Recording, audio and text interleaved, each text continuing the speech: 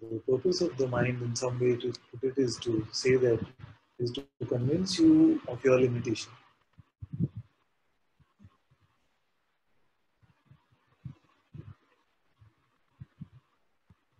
Some great philosopher once said that to start thinking is to start undermining yourself. And I never understood this initially. Only now I realize what it means. To start thinking is to undermine yourself. What does it mean? Is to really pretend as if you are something much tinier, much more limited than what you actually are. So try to stop my thoughts. Yeah, that's what. No. So that is what he said.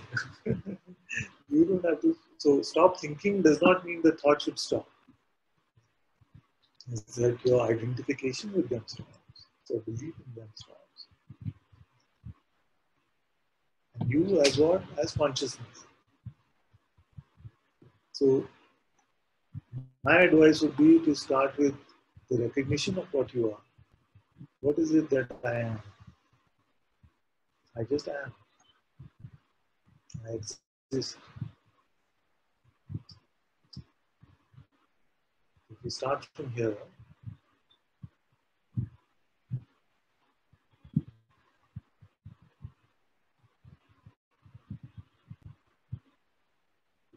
the thought can say that I am a good person, or I am a spiritual person.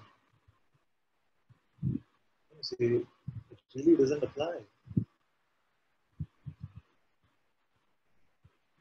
because I cannot find this entity which is being referred to as a spiritual person. The sensations of the body are neither spiritual nor spiritual.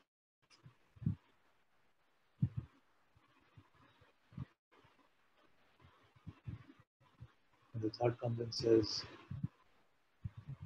I want something. You find that there is no such I here that has any lack or want or desire.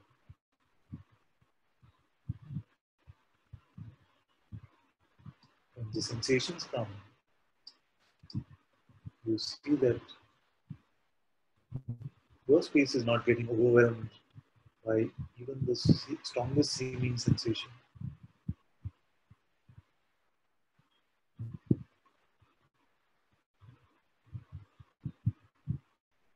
So therefore the starting point of the recognition is very useful, because otherwise what can happen is that a seeming starting point itself is a delusion, which is that I am a person.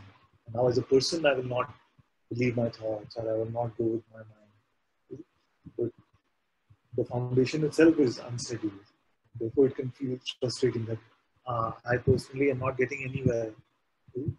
So all that there is to get to is already your starting point. Then no trouble.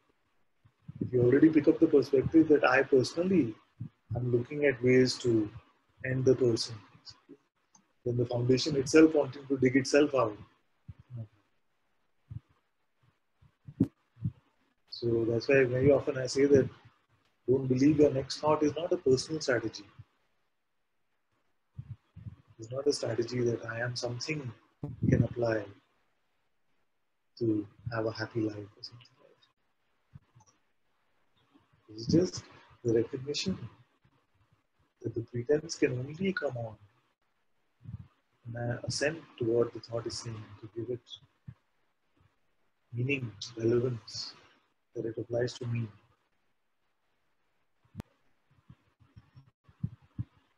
And because thoughts in their very nature are limited, then when you say it applies to me, your perspective about yourself, your belief about yourself, is that you are something limited.